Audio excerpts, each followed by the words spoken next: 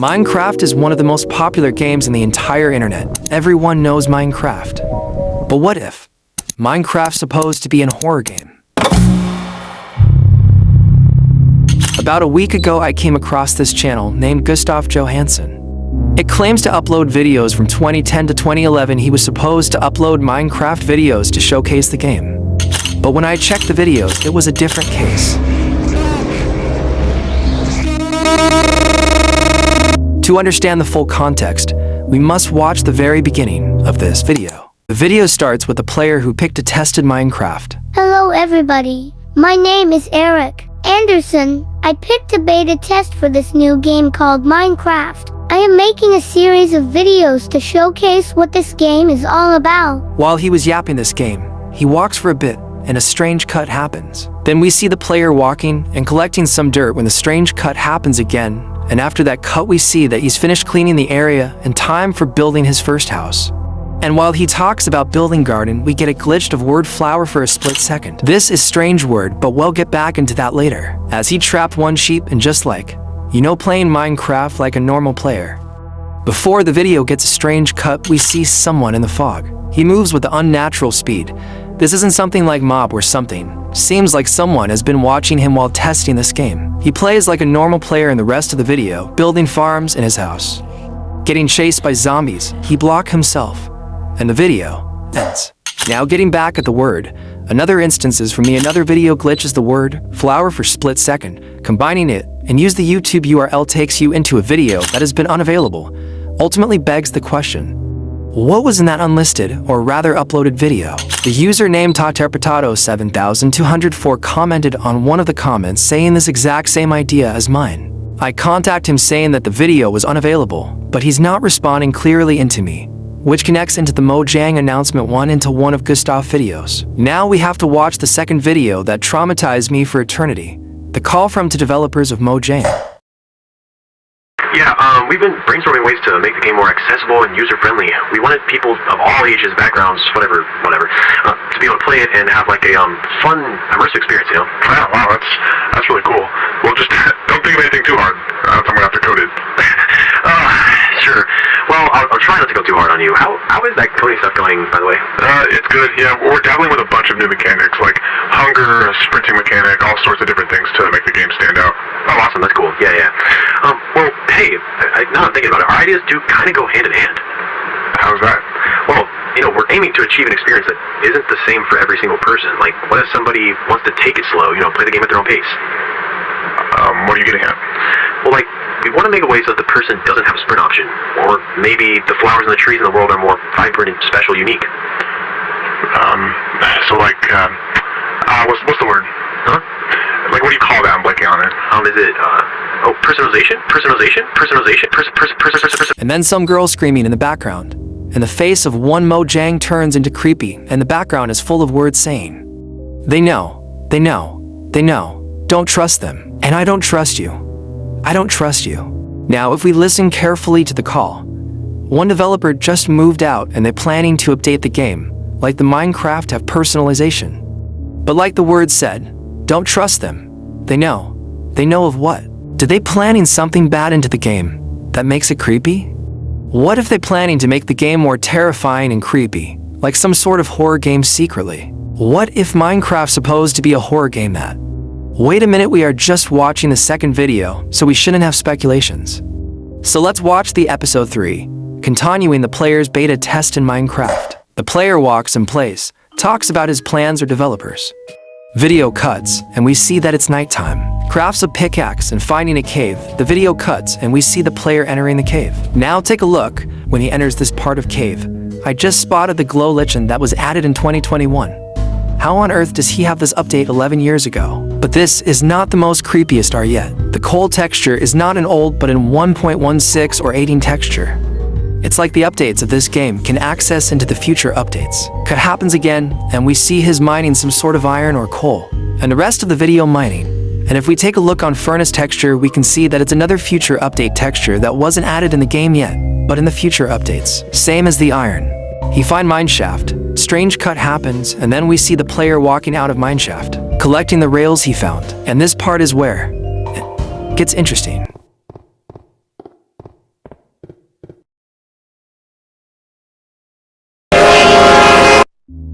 Guilty of what?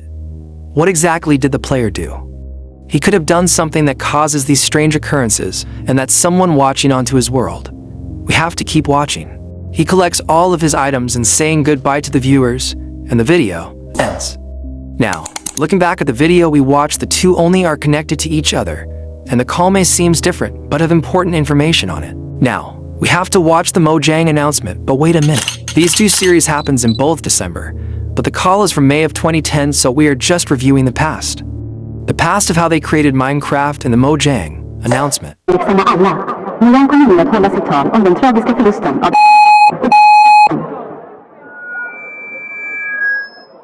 Vi känner till tragedin som inträffade vid Kimstad station. Alla som är involverade i Mojang är djupt ledsna över dessa tragiska förluster. För S och B's liv är vi evigt tacksamma. Spåret som de banade kommer inte att gå obemärkt förbi. Under överskådlig framtid kommer allt vi gör på Mojang att vara för dem. Det kommer att bli en hyllning till deras liv och det arbete de lagt ner på vårt projekt. Titta aldrig in i djävulens ögon, för de har tillitens bedrägliga lockelse. And then we get this. We have just a bunch of information we just saw. We saw two of the developer died 3 months gap before the testing of Minecraft. The developers died in the Kimstead information. One are men and one are women. In the end of the video I found something really interesting me. For a split second we get this conversation between of the two. We found out that they're lovers or have relationships. This is probably the last message before the accident occurred. So now we know that this is just the past and we're just reviewing it. Now we get into another POV of the series, and this really creeps me out.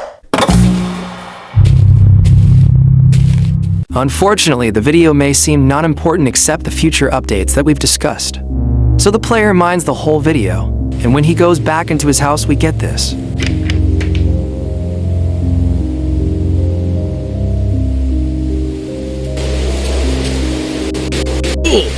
We see many Wolf killing the player, and when he dies we get this.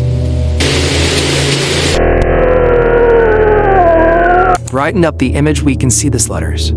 You killed him. What did he do?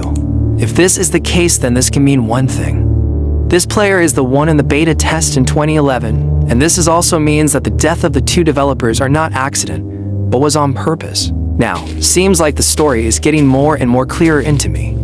Now we move on into the continuation of the beta test in the player.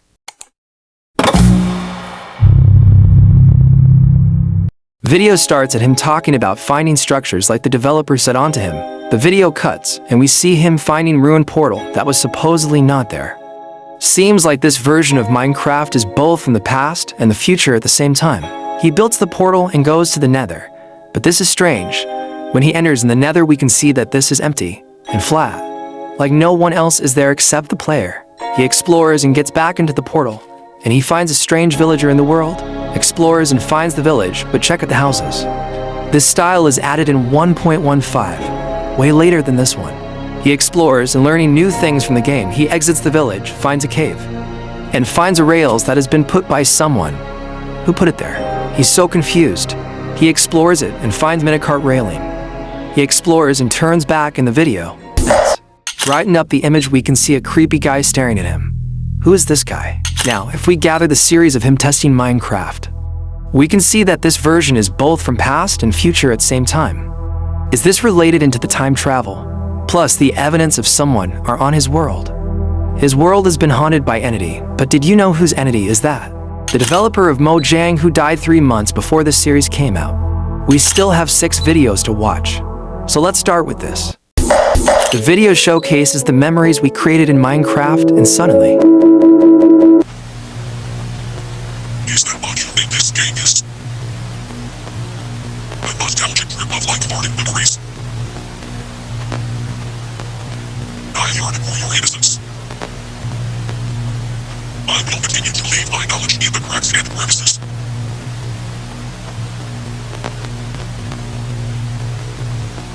The description, it has a number code. Luckily, I found this user that translate what this is, and this is what it sounded like. Code is description. Verily, the weight of intricate knowledge befalls upon me like a solemn cloak. In the shepherd's guise, I am compelled to guide thee through the intricate tapestry of understanding, a journey fraught with the tribulation. May the dawn of a future transpire, wherein thou dost weave together the fragments of wisdom bestowed upon thee, discerning the righteous path through the mosaic of enlightenment. For me, it's hard to understand this because he's using a metaphor words, but from what I understand, he's a guide of Minecraft. And informing us, viewers, what dark secret Mojang is hiding, and if my theory is right. He's a time traveler who can switch between 2011 to 2024, and this whole time he's trying to communicate to us viewers. And the anomalies and updates we see on beta test was made by him. He's planning to show what real Minecraft is. He knows and trying to warn this player by giving some future updates. But the developers are too strong, so he can't show that. Now we move on into the next video. The video starts at him talking about what did he want to do. He expands his house in the rest of the video. After that, he used the rails he found goes into it until we get this.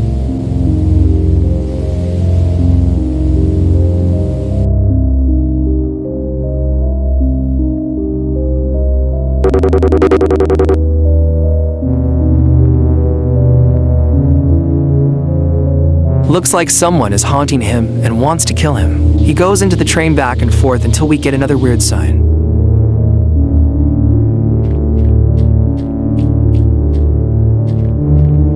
Someone named the villagers. We can assume that this is the names of the developers of Mojang, Andres, Emma, and Gustav. Could this mean one thing? This is the name of the two developers that died in Kimstead Station. And the call-off to developers is Gustav and this beta tester. After that, we see the villager named Boss, and this happened. We can assume that this Boss is the developer that tells Eric what can he do. After that, he goes back to his house, finds a strange build. He enters it, and somehow someone blocks all the way into his house. Somehow door was in. He enters it, and this happens.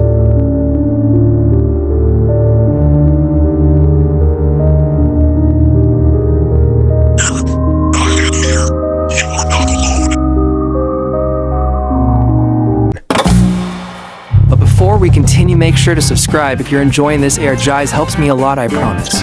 You won't regret it. Many questions left unanswered, but we still have for videos to watch. And we are getting back at the series of Mojang.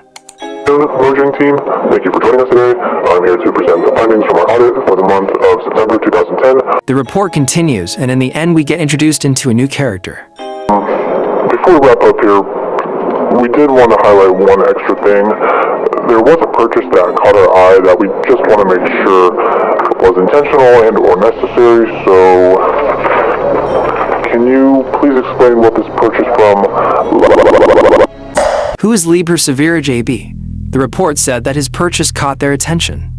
Maybe that purchase is the Minecraft itself and not just hands, but if that's the case, it will debunk my theory that these three people are not the developers of Mojang. There are only 3 videos left. This time we have 2-year gap. The conversation starts at talking about Luis' house getting tornadoed. After that, the friend introduced Luis, the game named Minecraft. My name is Luis, and I just wanted to document, my experience with this game that I was recommended to from my friend. The video continues by him learning the game. In the midnight, something just happened. I can't move.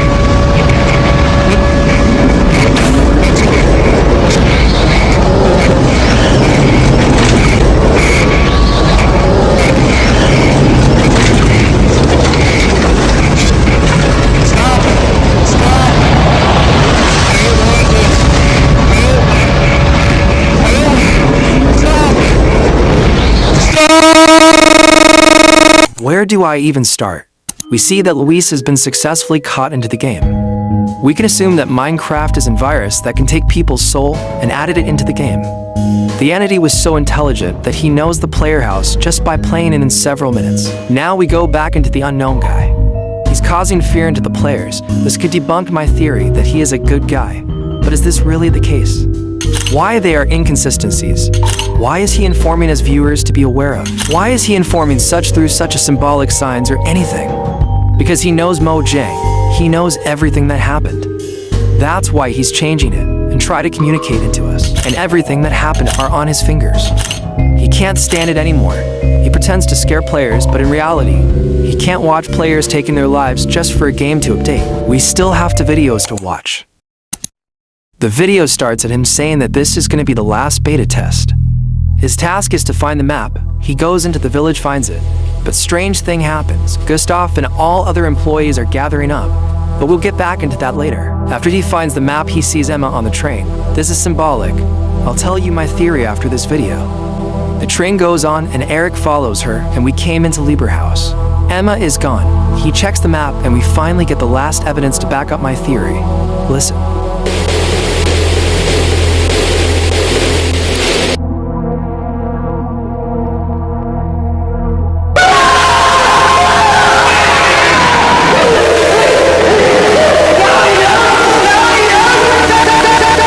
Gustav pretends to be sick. They kidnapped Emma in train station and took into Lieber Severage house. They killed her, and if that's correct, Gustav is still alive and pretends to be dead. And he is the mastermind of all of this. He is the boss. Now, if you think it's over, we still have one video to watch. Explore, defend. There are so many things to do in this block. The video starts at the unreleased Minecraft commercial that added adaptability style. This may seem explain what was going to happen. Player dies and their style of playing will be added into the game. What are you waiting for? Download Minecraft today. But something feels uneasy in the end. Is available on PC, Mac, phone or tablet, various consoles, and more. If you have questions about the availability of Minecraft in certain platforms, call 1-800-MINE for more details. Mojang is not responsible for potential stress, anxiety, depression, seizures, psychological damage, injury, or death. If you experience anything unnatural, contact Mojang first. All other attempts at contacting law enforcement will be futile. You know better than to do that. The video ends. The end would explain why adaptability didn't release. Because of that reason. Now, we get back into the Mojang announcement video. There was Drive Google file there. I need your help to crack the file, and maybe we can know the full truth behind the series. I also need your help cracking this code. Maybe we can know the full truth behind all of this stuff. What are the chances that Emma never got her justice? That's why the channel was named Gustav Johansson. What are the chances that Lieber killed Gustav and Eric never died?